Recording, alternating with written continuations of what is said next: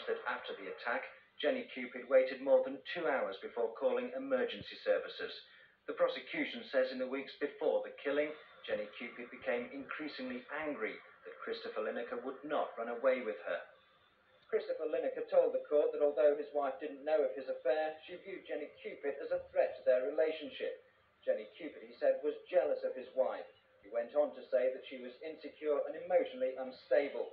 He said he would have been relieved if the affair had ended. He told the court he was frightened to end the affair, fearing his lover would either tell his wife or harm herself. The trial continues. Greater Manchester Police today defended themselves after they were shown to have the third worst record in England and Wales for solving crime. A report from the spending watchdog, the Audit Commission, revealed that GMP were the only force in the region which solved less than 20% of all crimes. Their record on violent crime and burglary detection was also poor, compared with other metropolitan forces like Merseyside. But GMP hit back this evening, saying the figures didn't show the true picture. They said they had nearly twice as many murders to deal with as Merseyside, and in the year in question, they were still investigating the Manchester bombing. If you put those sort of things in perspective, we do have a far higher commitment to major incidents, and it's difficult to strike the balance. But we continue to try and strike the balance between supplying detectives to major incidents, as tragically occurred last night in Old Trafford, and the balance to investigate burglaries and other crimes on the divisions. Meanwhile, Merseyside's police chief has been involved in a dramatic arrest of an alleged thief. Norman Bettison was being driven to the force headquarters when he saw a man being chased down the East Lancashire road by a security guard. Mr. Bettison leapt out of his car and stopped the man, who was later charged with theft. The Royal Manchester Children's Hospital is to get a new extension to its genetics unit, thanks to the fundraising efforts of one woman. Karen Hother, who's from Rochdale, has raised almost £250,000 for the hospital. She has 2 young sons who are dying of a genetic disorder. That's it for now. North West tonight at 6:30 tomorrow evening. We visit the first state school in the North West to be completely rebuilt using private money. And of course, we're back before that. I shall be joining you, as you can join me, at just before 6:30 tomorrow morning. It's an early start, but if you're there, I'll see you. Here's Isabel Lang with the weather. Hello there, good evening. Well, many of us did see some sunshine today, and Leeds came out sunniest, just over 7 hours worth, and quite respectable temperatures as well. But through this evening and tonight, we're actually going to see a weak warm front pushing east, so that will bring cloudier skies, not much rain, but it will bring some drizzly rain with it, and also bring some milder weather, particularly to the west. And in fact, we could see temperatures up to 11 or 12 if things brighten up during tomorrow afternoon.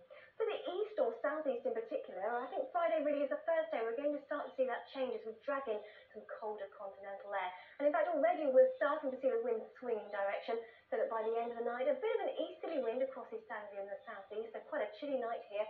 And in fact, much of eastern Britain with some clear skies for much of the night, we are looking at temperatures low enough for a touch of ground frost. The west, though, no problems there, because I think temperatures rising during the night as that weak front pushes through. It is a really very weak affair. This is the latest radar and satellite picture. There's a little bit of drizzle across the southwest here, up across into western Scotland, just a finger of drizzle, but it will gradually push its way eastward, so not much rain on it, it has to be said, but there will be some patches of drizzle around in western areas during the night, and rather more cloudy skies as well.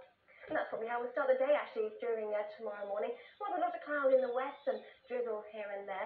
And I think through the afternoon, that will tend to think southeastwards across into central parts of England. Still 1 or 2 spots of rain and drizzle, but behind that front, I think a chance of some drier, brighter spells, particularly across Scotland, maybe into Antrim and down. And ahead of the front, we'll probably stay mainly dry and bright right through the day. But here, of course, we're going to see that change in temperature. We'll start to pull in more of an east or southeast wind then across East Anglia and southeast England. Temperatures probably no higher than 5 or 6. That's about 40 Fahrenheit. Quite a shock on recent days. In the west, though, pretty mild at 10 or 11. And then through the weekend, well, high pressure takes over. I can't promise much in the way of sunshine. In fact, some rather cloudy weather around that high, but still that cold weather threatening southeast England. Bye-bye. Will the universe go on forever, or will it all end in an almighty bang? Horizon reveals remarkable evidence that could shatter all the theories on BBC Two now. All right. Let's do it. Wanted I want him to feel haunted in his own house. by the state, When are these people going to realise that Martin Cowell is not just an ordinary criminal? by the law. You can't keep winding these people up. By the lawbreakers. Don't mess with us, Martin. Don't mess with you. You know who I am? start is the General. 24 hours a day, 7 days a week. Crime in a sanctuary. Where he goes, you go. These people don't tell me what to do. Vicious Circle, Tuesday, 9th of February on BBC One. What action? You got it.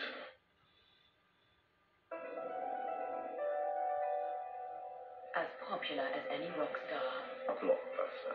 this artist is synonymous with true genius. And it's popular because everybody gets it.